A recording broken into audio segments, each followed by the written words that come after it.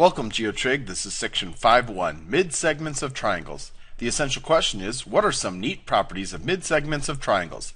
Let's begin.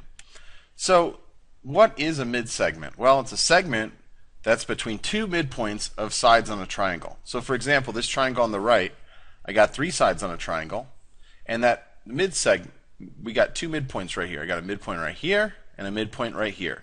A mid-segment would be the line or the segment that connects those 2 points. So this segment in pink would be the mid-segment.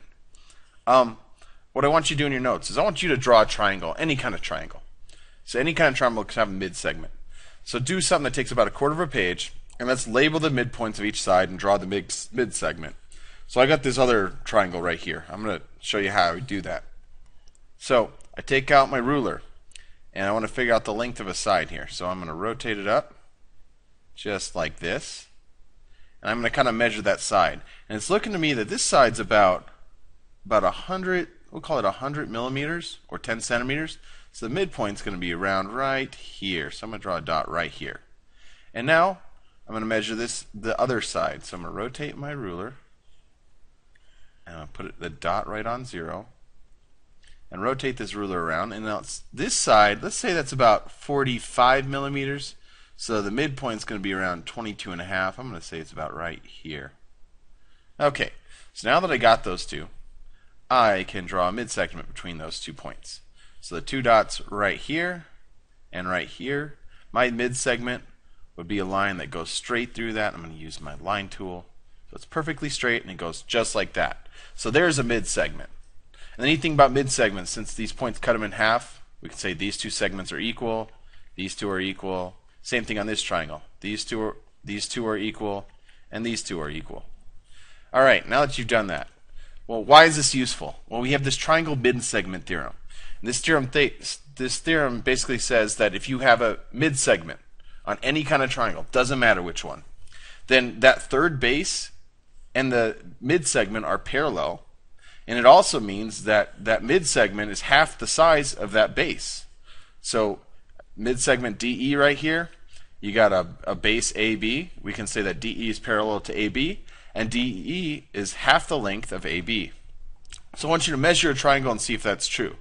I'm going to go back to mine. Is this true? Let's pull out that ruler again. So I'm going to pull out my ruler, and I'm going to move that, and we're going to measure the length of these lines. So this segment's length, I'm going to put the 0 right there, rotate it up. Okay, and it's hard to measure. This is not precise, but I'm going to say that that is about 50 millimeters. So I'm going to write 50 millimeters. Now for the bottom segment, hope this is right. Yeah, we could say that looks like that's about 100 millimeters. So the bottom line, this is going to be 100 millimeters. And 50 is definitely half of 100. So that works out. And it should work out on yours as well. So that's the neat thing about the triangle mid-segment theorem. Let's do some examples. So pause the video. 2, 1. All right, what are 3 pairs of parallel segments in triangle DEF? So DEF is a big one, and basically looks like we've got a bunch of midpoints right here. So parallel segments, if you have a segment between 2 midpoints of a side, then it's parallel with a base. So I can say segment RS is going to be parallel to the base down here, DF.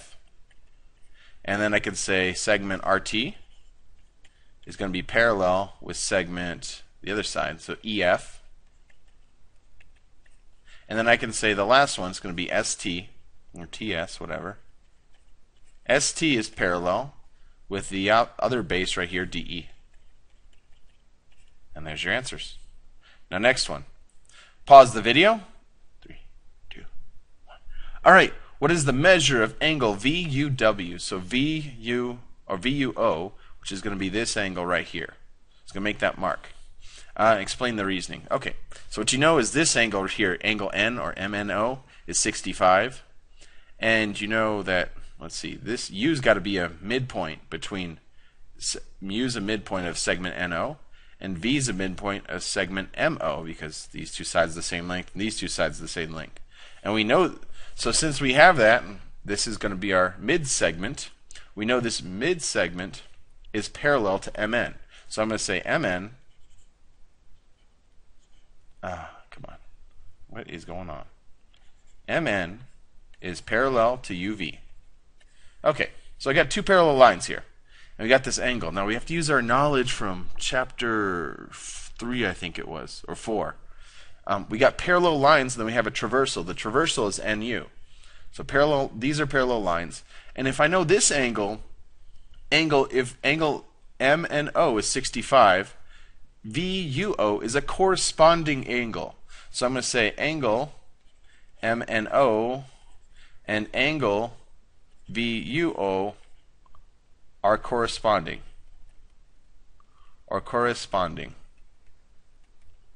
So that means that the measure of those angles, measure of angle MNO, equals the measure of angle VUO. So therefore, the measure of angle VUO has to equal the same thing, which is 65, because they're corresponding angles. All right, last one. Pause the video. All right, what are the lengths of the segments? So segment TU is my first one. That's going to be this guy right here. And, well, what are the lengths of segments? Well, it doesn't indicate that these are actually perpendicular. But you know what? We can assume that. These are actually midpoints here.